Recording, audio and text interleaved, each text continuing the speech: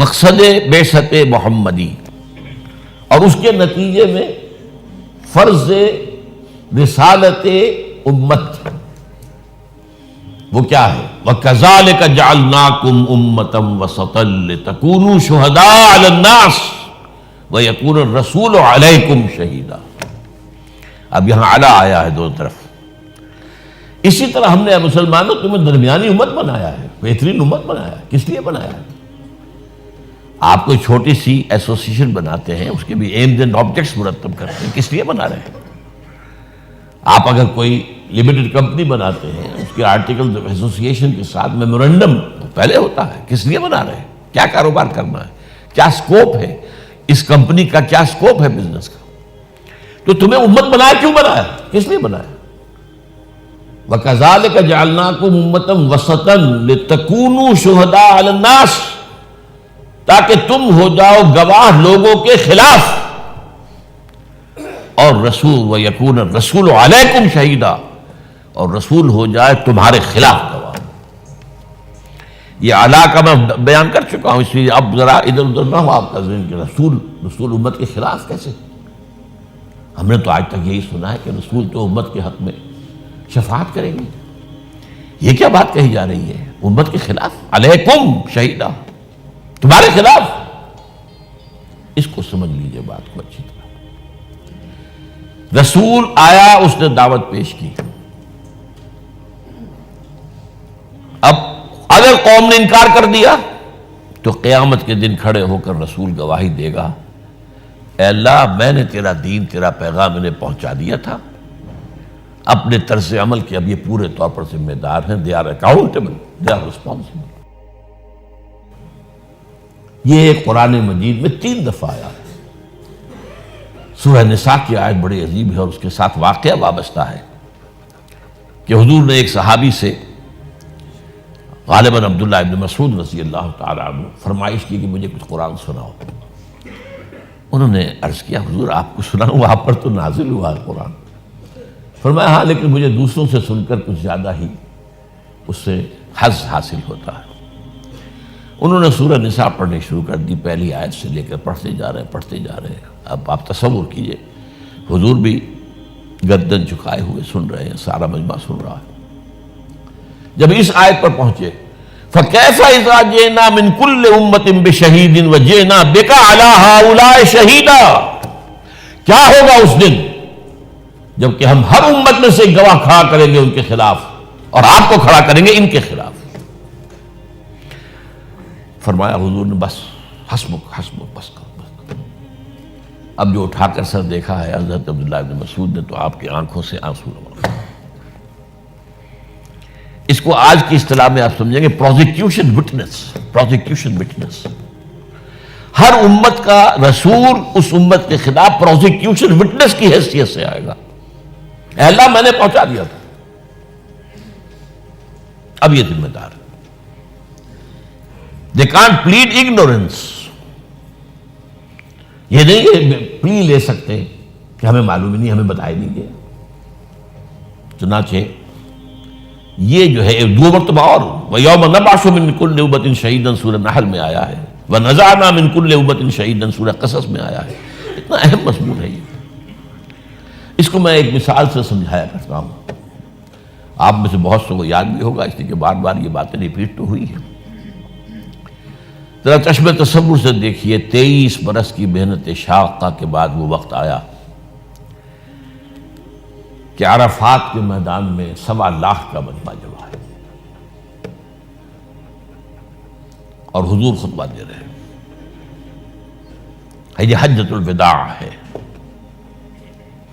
اس خطبے میں آپ نے، بہت اہم خطبہ ہے، اس کے شاید بھی بہت سے لوگوں نے کیے ہیں۔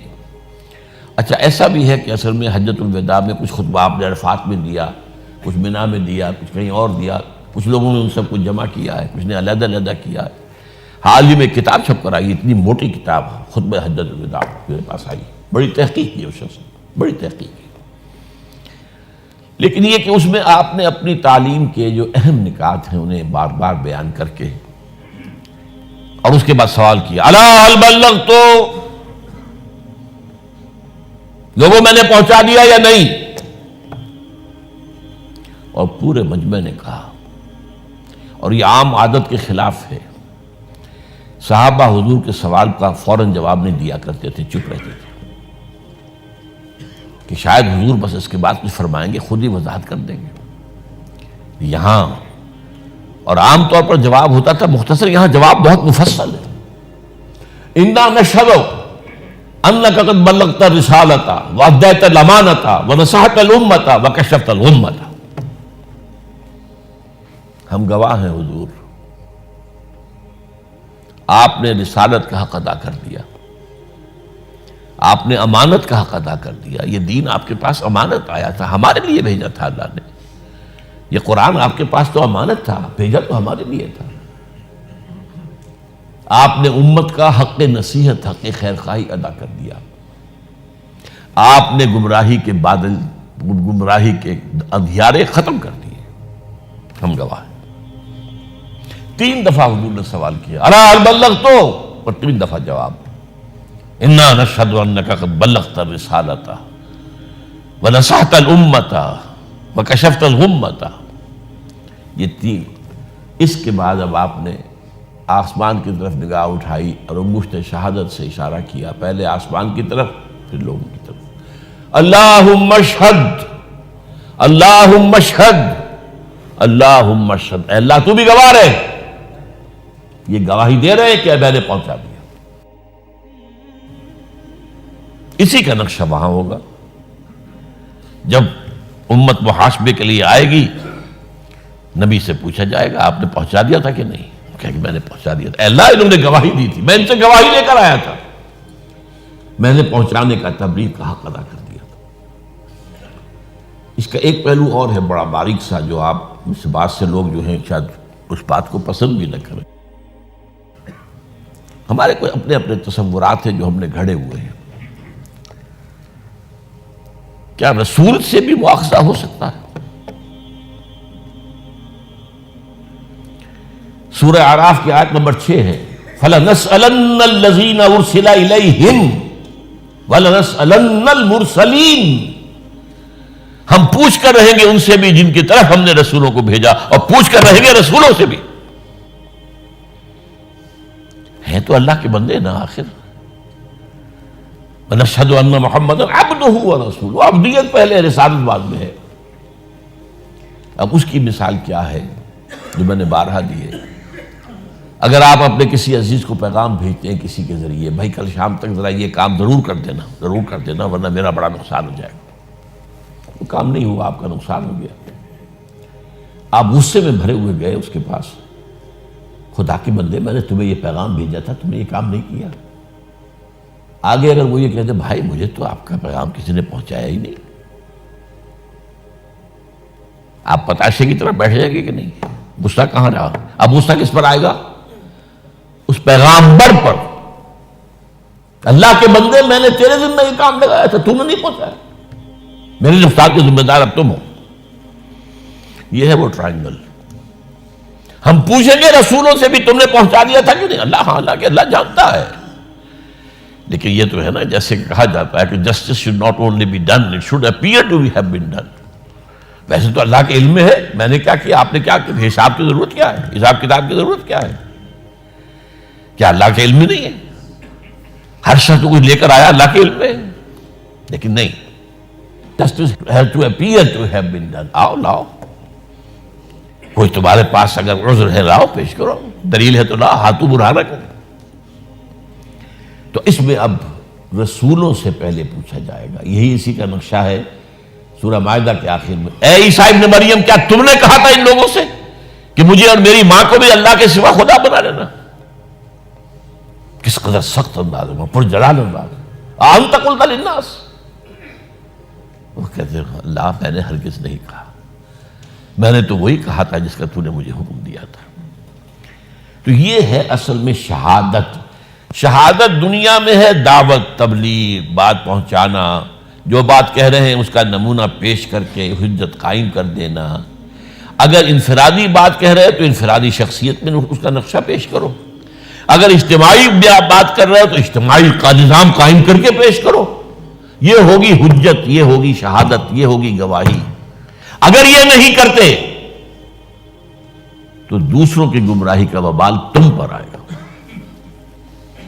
وَكَذَلِكَ جَعَلْنَاكُمْ أُمَّةً وَسَطًا لِتَكُونُوا شُهَدَاءَ عَلَى النَّاسِ وَيَكُونَ الرَّسُولُ عَلَيْكُمْ شَهِيدًا. ہم نے تمہیں امت وسط بنایا اس لیے ہے تاکہ تم گواہ بنو پوری نوع انسانی پر، یعنی ان کے خلاف گواہ دینے والے. اے اللہ ہم نے پہنچا دیا تھا ان کو، پوری نوع انسانی کو. We had conveyed your message to all the humanity at large. دو گواہی. اگر نہیں دیتے ہو تو دنیا کا الزام تم پر آئے گا. اللہ یہ تھے تیرے نبی کے نام لیوا، یہ تھے بدبخت تیری کتاب کے امین، یہ ہمیں کیا پہنچاتے، انہوں نے اس میں خود عمل نہیں کیا. دوسروں کے جرم کا وبال ہم پر آئے گا نہیں. یہ کہتے کچھ تھے کرتے کچھ تھے. قرآن پڑھتے تھے، باز نہیں آتے سود سے تو اللہ اور اس کے رسول کی طرف سے اعلان جنگ ہے، پڑھتے تھے، تحس سے مس نہیں ہوتے تھے. سارا کاروبار ان کا سود پر چلتا تھا، اسی میں سے حج ہوتے تھے، اسی میں سے عمرے ہوتے تھے. تو مجرم یہ ہیں. سمجھ رہے اس بات؟ وَكَذَلِكَ جَعَلْنَاكُمْ أُمَّةً وَسَطًا لِتَكُونُوا شُهَدَاءَ عَلَى النَّاسِ وَيَكُونَ الرَّسُولُ عَلَيْكُمْ شَهِيدًا. اور اہم مضامین ہمیشہ قرآن میں کم سے کم دو جگہ آتے ہیں. سورہ حج کے آخر میں یہ مضمون آیا، یہ آخری آیت ہے سورہ حج کی. وَجَاهِدُوا فِي اللَّهِ حَقَّ جِهَادِهِ. اے مسلمانوں اللہ کے لیے جہاد کرو جتنا کہ اس کے جہاد کا حق ہے. ایک یہ ہے کہ انگلی کٹوا کے شہیدوں میں نام لکھوا لیں، تھوڑے سے چندے دے دیے کسی نیک کام کے لیے، بس گویا کہ ہمارا فرض پورا ہو جائے. حق کا جہاد ہی جتنا کہ حق ہے اور جیسا کہ حق ہے اللہ کے لیے جہاد کرنے کا، ویسا جہاد کرو. هو اجتباکم، اس نے تمہیں چن لیا ہے. کیونکہ ذرا تلخ بات کافی آ گئی ہے، اب یہ بہت عمدہ بات آئی ہے، وہ بھی سن لیجیے. اللہ نے تمہیں چن لیا.